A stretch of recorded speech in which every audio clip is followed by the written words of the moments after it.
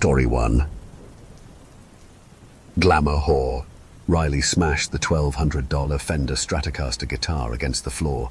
It exploded into a shower of wooden shards. His guitar player, well, ex-guitar player, now Eric, had just quit Riley's band and brainchild, Bathroom Head. 6 years of sticky-floored dive bars, sticky-fingered, druggy bandmates, and a host of other undignified rock and roll cliches were all for nothing. The four-piece, which had thinned down to a duo, was now a band of one, and this last betrayal drew blood. "I gotta put all this music bullshit behind me," Eric had said. Bullshit? Or, with this DUI and the 10G fine, I gotta get a job, man. Ugh. And to that steaming pile of horse shit, Eric added, "I'm gonna need my axe back. My Fender, so I can hock it to pay the penalty." That's when Riley told Eric to screw himself, grabbed the guy by his collar and tossed him out of his apartment. Then he shut the door and smashed his $1,200 Fender guitar. Riley looked down at the carnage in his hand. The guitar was shattered, a splintered maple neck, a fractured ash body, and a collection of sagging strings tenuously connecting the two. He dragged the musical corpse around the efficiency as he paced and stewed. He'd thought that Eric was his rock and roll ride or die. He'd believed Eric had the same passion, the same hunger that he did, but as it turned out, Eric was a loser. He lacked vision. But Riley? He was an innovator, a dreamer with a plan, but even he knew every dreamer needed a lackey, and Eric was that perfect mule, tailor-made for the job. With a doobie and a few natty lights, he could probably get him to sell dope to a nun. Riley sighed. There had been a version of life where the world's balls rested in his hands. Now that dream was gone. Instant classics like Snake Piss and Thank Your Mother for the Gonorrhea would never see the light of day. Shit. That world tour he had planned? Bye-bye. Screaming fans? Nope. Endless chicks and mountains of blow the size of Jack Russell Terriers? Adios. Thank you, Eric. Pfft. He tossed the neck across the floor, the strings tugging the rest of the guitar across the tile with a grisly twang. Riley navigated his long, thin frame around the piles of dirty laundry that dotted the apartment, then threw himself on his bed. He inhaled a deep breath. It smelled like something with legs was decomposing somewhere in the space. He shrugged. Riley pushed a curtain of black hair from his eyes and reached for the laptop that lay next to his Dr. Beats. He slid the headphones on his head and parked the Dell on his lap. After flipping open the screen and wrapping tattoo-covered fingers across the keyboard, Riley waited for the Wi-Fi to fumble for connection. He chewed on chipped, black-painted fingernails while he stood by and sporadically spit his tiny halls onto the sheets. After some time, the TikTok logo brightened on the screen and a clip of Jez Benz came to life. The social media star was prancing on stage in front of throngs of screaming fans. He tossed a mane of wild hair back and gave it to his audience. He was clad in a leather MC and a skin-tight black one-piece. His athletic frame rippled under the nylon skin.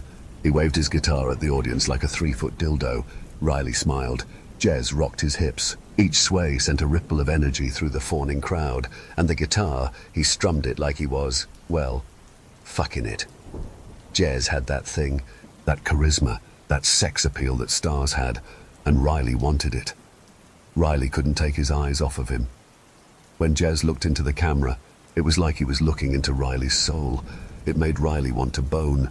He thought about the jar of Vaseline and the drawer full of hand towels by his bed for a moment, but his attention was ensnared by the addition of a new friend that had popped up amongst Jez's snaking list of followers. He squinted at the thumbnail. "Know me?" he said under his breath. He tapped on the icon. It was a girl. No, a spirit. She was beautiful. Covered in tattoos and dripping with sex appeal, she hypnotized him on the spot. There was a sparkle in her eyes that hitched his breath in his throat. When she sang, it was like ancient fire flowing from her lips. Fuck if she didn't have that same thing that Jez did. He stared at Nomi, drinking every movement, every flick of her finger, every shape her mouth took. "Yeah," he whispered. He licked his lips. Riley slid his gaze across the screen, taking in the details of his new obsession. A message in Nomi's comments section caught his eye. It was from Jez. "Welcome to the club. You're gonna love this life. Go get 'em, baby." Followed by 3 heart emojis, a hand doing metal horns and a red tongue sticking out of a mouth. Riley huffed. Envy bubbled in his gut. He sat up knowing he shouldn't check her followers count, but he did. 233,000? Riley clapped the laptop shut and flung it across the room. Damn it! When it clattered to a stop against the closet door, he held his head with both hands and grimaced. Riley, what the fuck are you doing? He said. He jumped out of bed, retrieved the computer, and plopped down against the plywood closet door to check the Dell for damage. The laptop was one of the few things that still worked in this place. He opened it, and the screen lit back up easily. It returned to displaying Nomi shaking her wares on a brightly lit stage in front of a sold-out crowd, in an arena not too far from where Riley was drowning in his own miserable life. Riley motorboated his lips and collapsed to the floor. He stared up at the ceiling. This was bullshit. Why was he stuck on the hamster wheel of burnout bandmates and dive bar venues? Why wasn't he touring the world? Why weren't his videos going viral? Where were his 200k followers? His face puckered into a scowl. An unfamiliar feeling rushed up to his face and stole the air from his lungs. Tears burst from his eyes unexpectedly, like a river shattering a ruptured dam. The reality that he'd spent most of his waking hours avoiding was now commandeering his attention. He was shit. His life was shit. And he was going to die in the suburbs of Cleveland, a broke-ass nobody. No, he blubbered. He reached up to his desk, fumbling for the bottle of wild turkey. He gripped it and slinked back to the floor against the closet door. With his knees drawn up and his elbows propped against them, Riley cocked his head back and downed the whiskey in loud gulps. He took a breath. Shit, he muttered, looking at the bottle. Keep it together, you dumb shit. He wiped a river of snot and tears from his face, then cocked his head back and leaned it against the closet door. He brayed another round of sobbing tears, and this time, the waterworks ushered in a flow of memories, dark and forgotten. They poured through him like a grim, nauseating slideshow. One image featured his mother, with youth still clinging to her face. Her features were twisted into a scowl. Her eyes glowed with rage. You're worthless, she said to him. All Jones boys are pieces of shit. The apple don't never fall far from the tree. She took a drag of her cigarette and sneered. The anguish of her words threatened to bring his lunch up. Riley took long, deep breaths to steady himself. Pictures of his father came next, unbidden. The man was a black silhouette at the end of a darkened hallway, holding a fifth of Jack. Riley shuddered. The rest of the memory became an ache in his bones, half buried and unseeable. He turned his face into the grimy tile. He pounded on the floor and wept. Riley howled for what felt like hours. He had no idea how long he'd been lying there, only that his life was the shit roll of a galactic crapshoot. It was all unfair, and none of it was his fault. His family's degeneracies had tainted him from birth, infecting his fate like a cosmic, contagious disease, and he had to take it. After some time, the tears did dry up, and the pain receded back into the corners of his mind. With a moan, Riley turned on his back and wiped the wetness from his eyes. He stared at the ceiling. The trees outside, swaying in the soft summer breeze, cast overlapping, angular shadows above him. Long breaths lifted his chest in a slow rise and fall. The room was quiet, save for the sound of his breathing and the murmur of the rustling leaves that drifted through the open balcony door. His body wound down from the fireworks. Before long, Riley was sound asleep. The balcony door slammed against the terrace wall, waking Riley. After the initial jolt of fright, he shifted listless eyes towards the deck. The wind had picked up, and night had come. Riley picked himself up off the floor with a groan, stalked through the jetsam that littered his darkened room, and headed for the terrace door. He reached out to close it. You're a star, Riley, a voice said. Riley jumped back. A silhouetted figure in an overcoat that flapped in the wind leaned on the railing just outside. His feet were crossed, ankle over ankle, as he half sat on the aluminum banister. Riley slammed the door and stumbled back onto his bed. The figure eased from the railing and took a few measured steps. It rapped on the plexiglass door. Riley's body went ice cold and clenched tight as a fist. His voice trembled like a flame in a wind. Who the fuck are you? I'm your shot at being a star, the figure said. His voice was warm and calm, his cadence unhurried. A river of dread ran through Riley. He ticked through a short list of absolutes. He had definitely locked the door after Eric left, and his place was on the third floor of a garden apartment building. So what the hell was this guy? Come out here. Let me show you what I can do for you, the man said. The trees behind him swayed in the breeze. Riley peered through the apartment at the front door a few feet away, the part of him that made him pull his hand from a flame, or turn away from a sudden bright light was now screaming at him to run. But for reasons that lay beyond his understanding, He remained frozen on the bed. Riley turned back to the figure on the balcony. "Your instincts are right," the silhouette said. "Life is unfair. The whole game is rigged. Let me even the playing field." The treetops behind the man began twinkling with lights. "The world deserves to hear you," he said. His words echoed amongst the trees. "Deserves to hear you. Deserves to hear you." Until they faded into the rustling of the leaves. Sweat rimmed Riley's forehead. He flung off whatever voodoo had kept him nailed to the bed and ran for the door. When he clapped a clammy hand on the doorknob, a jolt of energy rippled through him. Riley stopped cold. A sweet, powerful melody washed over him like a bath of warm honey. He closed his eyes and drank it in. Riley turned towards the balcony. The shadowy figure was joined by two new silhouettes. One was a woman with her eyes twinkling in the dark. She held one hand against the plexiglass and sang to Riley. The other dark shape was tall and athletic, also with eyes that gleamed. He had an arm wrapped around the whispering man's shoulder. The tune carried Riley easily back across the apartment to the terrace door. When he reached it, he recognized Nomi and Jez. Nomi ended her sweet singing. Her eyes sparkled. "Let us help you, Riley," she said. She reached out a hand to him. "Let us make you a star, like me and Jez." Riley looked over at Jez, whose smile shone in the dark. He hadn't noticed it, but he had pushed the door open for the strangers. Riley was holding it against the wall. A wind blew across the deck as a tear formed on his lashes. He was coming undone.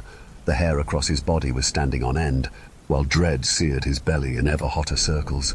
Yet, over those gut instincts, a numbness gathered and began muting every impulse in him. "How can you make me a star?" he said. A tear streamed down his face. "Come," she said.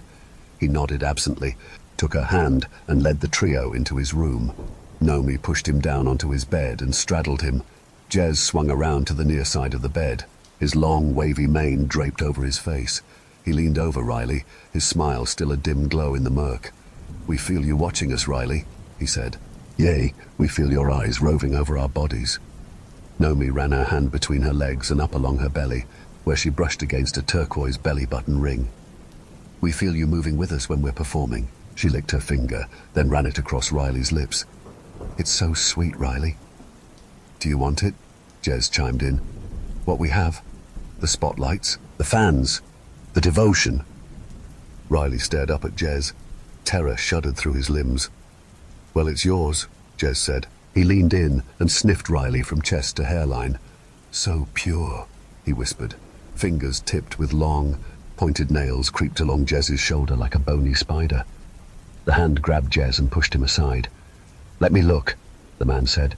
A grotesque face ascended like a horrific sunrise over Jez's shoulder. His skin was ashen and leathery, and his nose was upturned, resembling a pig's snout, but pointed at the tip. His eyes shone like embers in a fire. Riley's insides sunk. They screamed at him to get up, but his limbs wouldn't move. Though free, they were heavy, like sandbags soaked with rain. Nomi jumped off of him with the nimbleness of a cat. The man took her place, pouncing and straddling Riley. The ghoul waved his head in a slow arc above him, sniffing the air. "You are pure," he said. "Do you want what they have, Riley?" he whispered. Riley's mouth trembled as he attempted to answer. The man's eyes flashed and smoldered. "Do you want to be a star?" he bellowed. Riley's mind split from terror. In one reality, he was at the police station, hunched in a chair, recounting his harrowing tale. In the other, he was paralyzed and staring into the eyes of something that was never meant to be encountered. As the man hacked out breathy guffaws, the lights that had hovered in the treetops floated from the foliage and streamed through the open door. They circled Riley's bed like a radiant whirlwind. When the glowing eyes settled around him, dark bodies formed. They stood over Riley. "Do you want to be a star?" one of the spectres hissed. Nomi began chuckling. She held a hand to her mouth. "Here, Riley, let me give you what you want," the man said. With his eyes burning and his breath heaving, he leaned in. The man bared long, white fangs and bit Riley on the neck, sending a sharp, sweet pain coursing through him. "Jez," Nomi and the others leaned over his body and took turns feeding. London's O2 Arena was packed. The crowd was rocking. They were chanting along to Snake Piss, Bathroom Head's new hit single. On stage, Riley's long frame crept in and out of view under the undulating theatrical smoke. He stalked the stage, sweaty and shirtless, His hair slicked back from his face like a wave of black, matted chic. A Fender guitar hung seductively from a shoulder. His four-piece rock band raged behind him. He leveled a cheeky sneer at the crowd and his pupils sparkled. The throng of diehards roared when Riley sent a surge of glamour shooting through the arena. The animal allure was his now. His glamour devoured the will of anything with a pulse.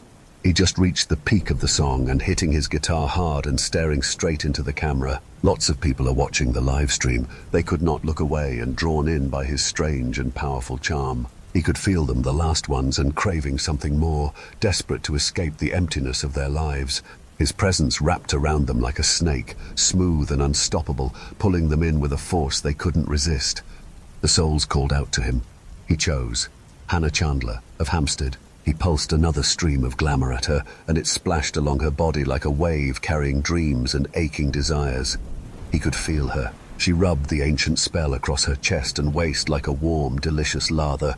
She opened herself to him. Riley banged on his Fender Stratocaster, striking the final sumptuous chord, the fans undulating to his sweeping arm. He caressed Hannah's innermost parts, parts where she dared not go, parts she had buried long ago. The crowd howled. Riley howled with them. She was his, and he was ready. Hampstead would be a quick flight in the night. Story 2. The Elite. Raymond Beddoes surveyed his fellow writers in the crowded room, his eyebrows slightly raised in a condescending expression. These people regarded themselves as authors, some published, some not. He, however, considered himself a literary genius. With 8 bestsellers to his name and many articles published in a variety of quality magazines, his confidence in his career as an author was unchallenged. Being of average height and build, he was nevertheless a man who stood out in a crowd, with a shock of neatly trimmed silver-grey hair and a matching moustache and goatee beard, which had been trimmed to a precise neatness. He was immaculately dressed in an equally grey suit and a silk blue cravat, which reflected his deep blue eyes, allowing a mere respite from the otherwise grey countenance. Across the room sat another gentleman, this one lanky in appearance with black hair and piercing brown eyes. He watched Beddoes intensely, recognizing that supreme confidence, verging on arrogance. Gracefully he raised himself from his chair and made his way over to the object of his fascination. "Quite a gathering," he commented to Beddoes. "Indeed, and no doubt some of them can write," came the reply, accompanied by a smirk. The lanky man chuckled as he surveyed the babbling crowd around them, each one hoping for a lucrative deal with the various publishers mingling in the throng. "The name is Dr. Michael Dante." He reached out his hand to his new acquaintance, who looked at the offered hand momentarily before deciding to shake it. "Raymond Beddoes," he responded. "I know. I have read your books. Their success is to be commended." "Thank you. You yourself are an author. I am, though historical, though rather than fiction. I belong to a group of writers, all published and extraordinarily successful. We have formed a mutual appreciation society, for want of a better term, to support and enjoy each other's literary gifts. I feel you would be an ideal candidate for membership, Mr. Beddoes." "Really? I tend to be a solitary creature. I work best on my own." "Even so, while we all write on our own, the camaraderie and mental stimulation we receive from like-minded writers is beneficial. It is good to have discussions with people who will challenge and tax our ideas. Being a member of this group is also of great advantage, not only financially, but in the important contacts we have and the esteem in which we are held." "Where is it that you meet?" "At Lindley Manor, which has belonged to the nobility since the 16th century." "And do you allow anyone to join this group?" "Certainly not. Membership to our society is by invitation only, and all current members must agree to the initiation of any outsider. It is only for the elite amongst writers. How do you think your fellow members would respond to my being considered as a potential candidate for membership?" "Highly favorably. They have sent me here tonight as their representative to invite you to join us tomorrow night, so that you may be considered, and if suitable, initiated into our family." Mr. Dante handed him a business card, which was embossed with the emblem of the group, showing a black dragon on a silver background. The inscription was in Latin, which stated Fraternitas usque ad mortem, meaning brotherhood until death. Beddoes refrained from admitting to the man that he was ignorant of Latin and simply took the card. The Lindley Manor address was on the back, though there were no other contact details, such as telephone numbers or email addresses. He felt it might be advantageous to his already blossoming career to meet these people. "What time should I be there?" "Come for 8 o'clock. You may dine with us." Dante replied with a smile, then moved away, giving Beddoes no time to ask anything further. Having become bored with the gathering and in no need of finding a publisher, Beddoes drove home and again considered the invitation. To join an elite group of writers could only be of benefit to his future publishing prospects. He was not a rich man, having grown up in a family who were labourers, industrious workers who had to struggle to survive. His modicum of success had allowed him a more comfortable existence, but he was convinced that he was destined for much more. Perhaps this elite group were what he had been waiting for. After all, most of the literary greats had also been members of small, close-knit groups of friends, which had in turn stimulated them in their creativity. The following night he drove down the long drive to Lindley Manor. He surveyed the imposing manor house, which seemed to loom out of the surrounding darkness. There were a few lights on, but it still seemed eerily dark. Parking his car, he made his way to the front entrance, feeling a little ill at ease when he realized there were no other cars in sight. Perhaps they were parked in garages elsewhere. He pulled the cord for the doorbell, which reverberated with a clanging sound. It took a while for a response, and he looked in surprise at an aged man who had opened the door. Appearing to be at least 80 years old in appearance, he was the quintessential model of a traditional English butler. "You are expected, sir," the old retainer addressed him, his voice croaky and weak with age. "Please follow me." Beddoes was led into a large, dimly lit room, where sat 7 people, whom he presumed were the members of the small society. "Welcome, Mr. Beddoes," Michael Dante greeted him, reaching out to shake his hand. "Please come and sit with us. We shall dine shortly. Let me introduce you to our membership." Beddoes made his way to the empty chair and studied his companions for the evening. He believed them to be mostly in their 40s, with 2 being older, as he was himself. Before Dante could say another word, the more mature lady introduced herself. "I am Baroness Kirkbride," she spoke with a voice that reflected good breeding. He smiled and nodded to her, but noticed that her smile in response was lacking warmth, maintaining a cool and rather arrogant demeanour. She was dressed in an immaculate black gown with a lace bolero. Her face resembled porcelain, and Beddoes wondered if she had indulged in too much plastic surgery over the years. Her steely gaze hardened as she looked disapprovingly at her guest. Michael Dante then introduced Lord Anthony Burroughs and his son Gordon, Lady Christina Woolsey, Patrick Ryder, Erica Parks, Cornelia Lovell. "This, my friends, as you are aware, is Raymond Beddoes, the author of note." Beddoes tried to recall everyone's name, but found he could remember only Baroness Kirkbride and Lord Anthony Burroughs. The old butler ambled into the room with 8 small glasses of sherry. "A toast to new friends." Lord Burroughs lifted his glass in a salute to Beddoes. The group partook of the fortified wine, each watching their guest closely. A tinge of unease in unfamiliar company compelled Beddoes to down his drink rather quickly, in the hope that it would steady his nerves. It soon had the desired effect. He studied the paintings on the walls, but did not recognize the people in the portraits, nor the artists who had painted them. "Are these all your family?" he inquired of the Baroness. "They are all great writers who have enhanced our lives over the years," she replied. "1 or 2 have been related to us, as our lineage crosses over centuries." "Are you all therefore related to each other?" he asked further. "Either through blood or marriage," she explained. "But we are mostly bonded by our love of writing and great literature. I myself am an authority on birds. I have written and published 12 books on various birds and their genetics." "Interesting. Do any of you write fiction?" Beddoes inquired, looking at his companions, who were all elegantly dressed, their features fine and aristocratic. "Indeed, Lady Christina, Erica, and Patrick are authors of fiction. We have a good variety of talent here," Lord Burroughs responded. "I myself write books on 18th century military campaigns. Several of my family have been officers who have fought in wars over the years." Beddoes began to relax, and the conversation picked up.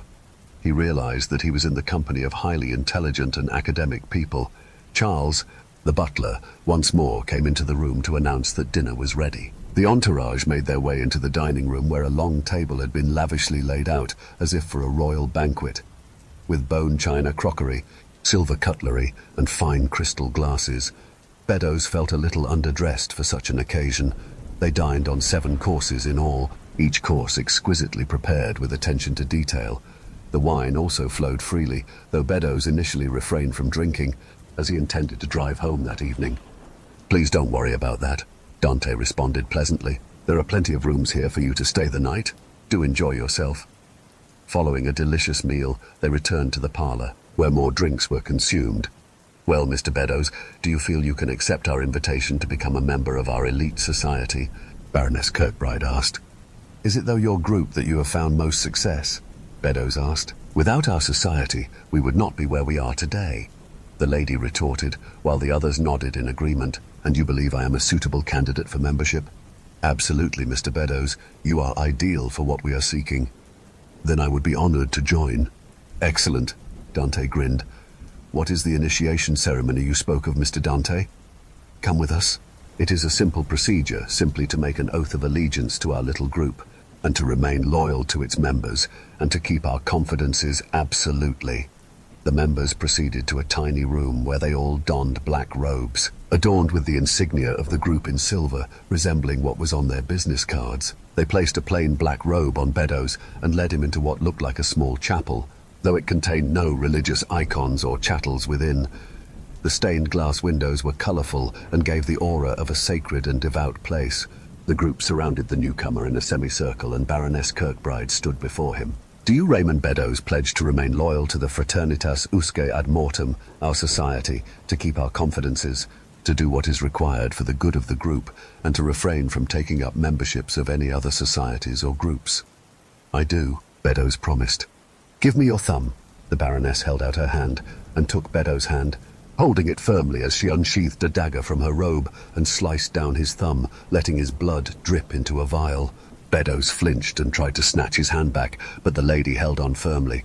Dante placed a hand on his arm, as if in reassurance, and watched as blood flowed from the deep gash on the man's thumb. He showed his own thumb with a scar, the remnants of his own induction. Feeling somewhat irked at what he considered to be a preposterous charade, Beddoes hoped that the financial gains and fame he would acquire from membership of this small society would make it worthwhile. After all, what was a small scar when compared with success, financial reward, and access to powerful contacts? Lord Burrows took the vial and poured the drops of blood over a container of what looked like ash. The container was silver and decorated with the emblem of the society. He lit a match and dropped it into the mixture, where it burned with a bluish tinge. "You are now a member of Fraternitas Usque ad Mortem. Welcome, my brother." Lord Burrows held him by his arms and kissed him on both cheeks. All the other members came to congratulate him and assured him that he would bring great benefits to the society.